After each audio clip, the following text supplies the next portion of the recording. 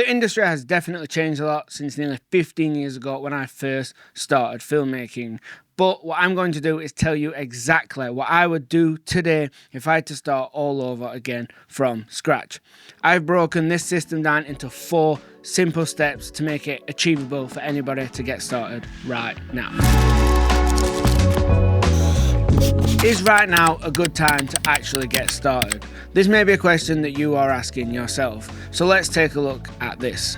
In 2022, the video production industry, combining content creators, streaming platforms and corporate video production, was valued at an eye-watering $65 billion. Now that is billion with a B. And the projected growth for the whole industry is around 20 to 25%, meaning by the year 2028, we are going to be valued at $182 billion.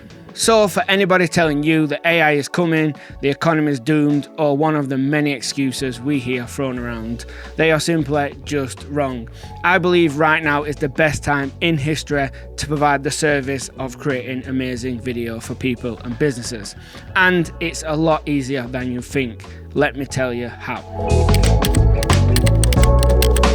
The hardest part of this entire process is going to be actually getting started. It is all about intention and commitment. If you give half-hearted effort, then you will receive half-hearted results. There is no tomorrow. The best time to get started is right now after this video. Have you ever asked yourself the question, why do people buy cookies from Girl Scouts? Are there better cookies available to buy? Yes. Are there cheaper cookies available to buy? So if there is a product out there that is cheaper and better, then why does that concept work? It is simply the fact that the majority of people like to help other people. It is just in our nature. Your biggest advantage you're going to have when starting out is going to be the fact that you are starting out. Make sure that you let everybody know this and do not try to trick anyone to thinking you're experienced or trying to appear experienced. Don't worry about any fancy equipment or how good you are when starting out.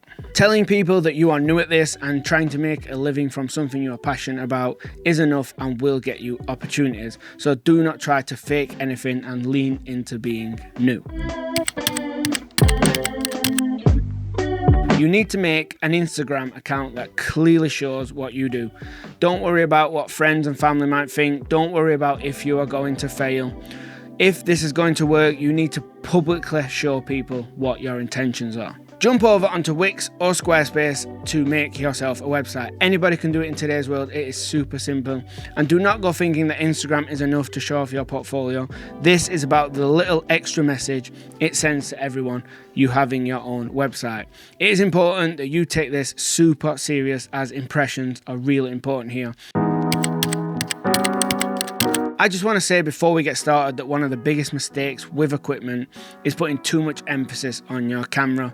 It really does not matter, as expectations are really low at the beginning, and fancy equipment probably just means more mistakes at this point. So let's get into my actual recommendations for a camera. I'm obviously going to say the camera that I personally use and carry around in my bag, and that is the Panasonic Lumix S5 Mark II. We are seeing even better deals and sales popping up on this camera, and I believe it is the best value camera on sale today. So if I'm buying my own first camera right now, I would pick myself up a used one or look out for a sale.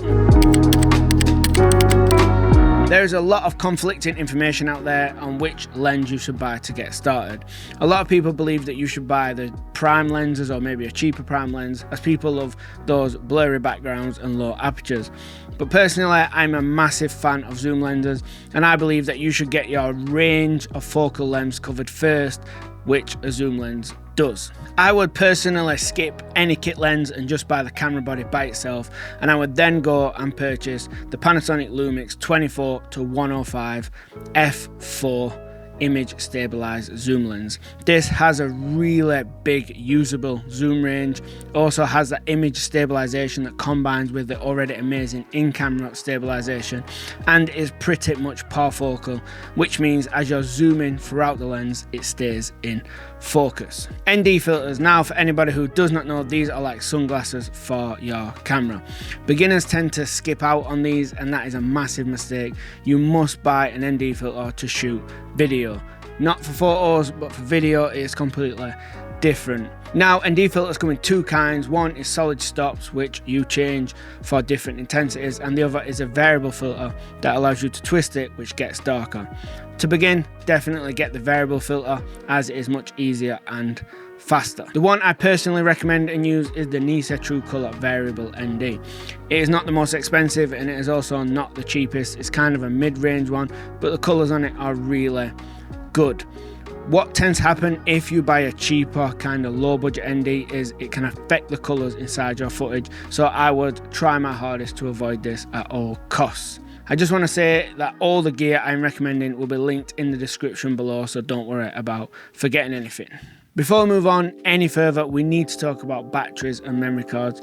If you are planning on charging people and earning a living and being a professional video creator, then you need at least enough to cover you for a full day.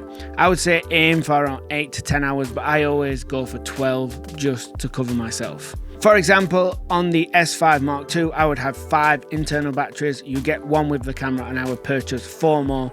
And I would also have 2 256GB SD cards, one for each slot.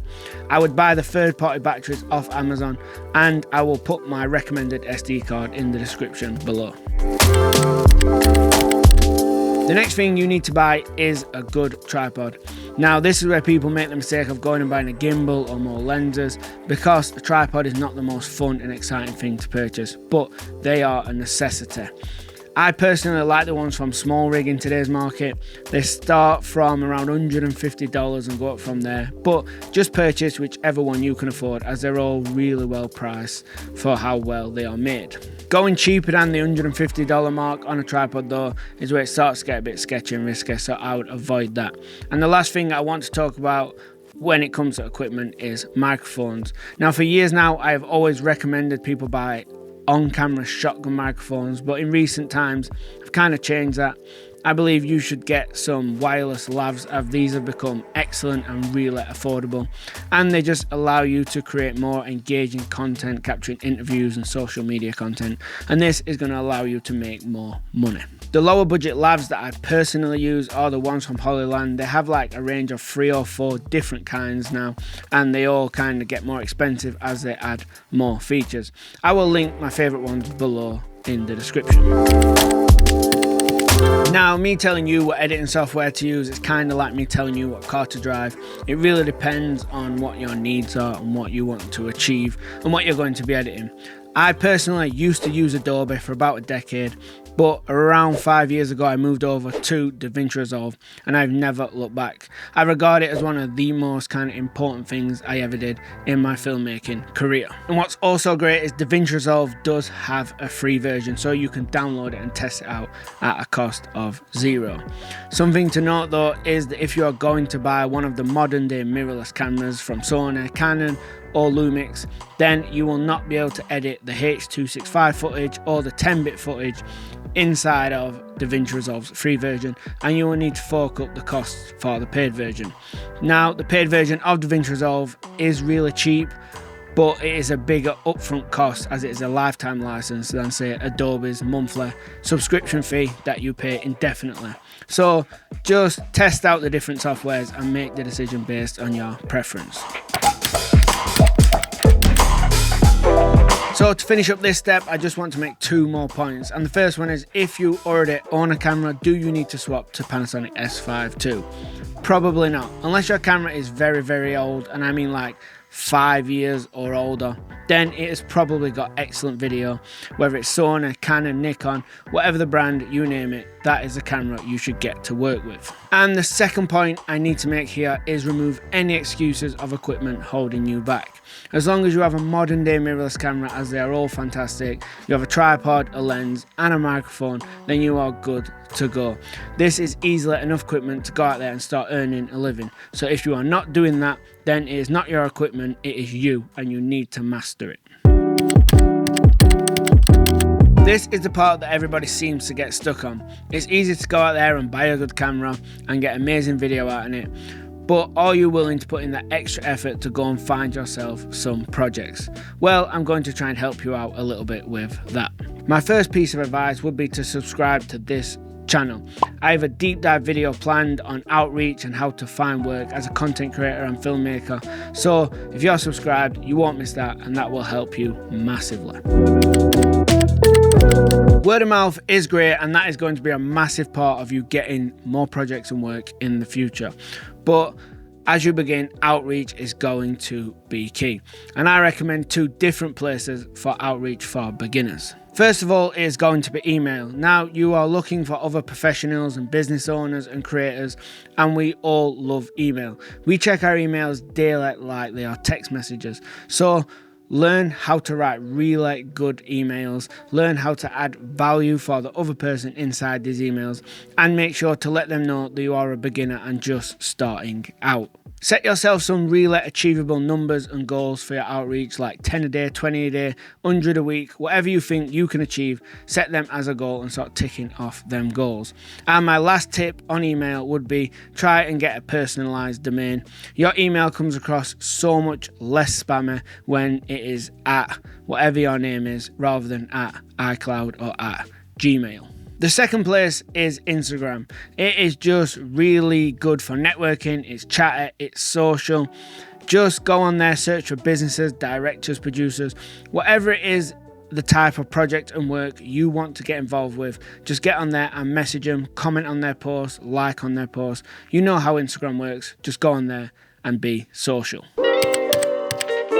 Now, I mentioned that you need to offer value when doing outreach, and you may be thinking, I'm brand new, what value do I actually have to offer? And you only really have one thing, and that is time. This is going to be the number one way that you get work when starting out, and it is offering everybody and anybody to shoot for free. It's going to help you network and build relationships with people. It's going to also build your portfolio, and I would like to bet that out of every 10 shoots you did for free, at least 4 or 5 of them would lead to paying work. People will always default to messaging the person they know when a paying job opportunity arises, so make sure you are the person that they know. The last point here about finding work is to shoot non-stop. Remember all that free time you used to have? Well, it's now gone, because in every opportunity you need to be out there shooting. Shoot for people for free, shoot for yourself just to perfect the craft. But there is one big rule here. Whenever you take your camera out and capture anything, make sure that you post it online. Whether it's the footage, whether you take your camera on a hike and you take a photo of the camera as a BTS pic. Just stay busy and stay on people's minds. Final part here is just advice that I wish I knew sooner. And the first one is find people. It does not matter if they are better than you or on the same level as you or behind you. Just find someone doing the same thing as you to have a conversation with and reflect.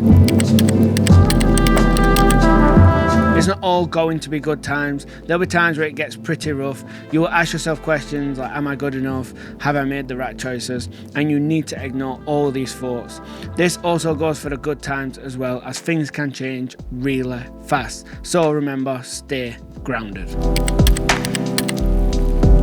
If you want to get better faster than all the competition, then the answer is feedback. You need to get comfortable with allowing friends and family and whoever tear your work to pieces, because naturally you will then want to fix it. You need to remember that we either win or we learn.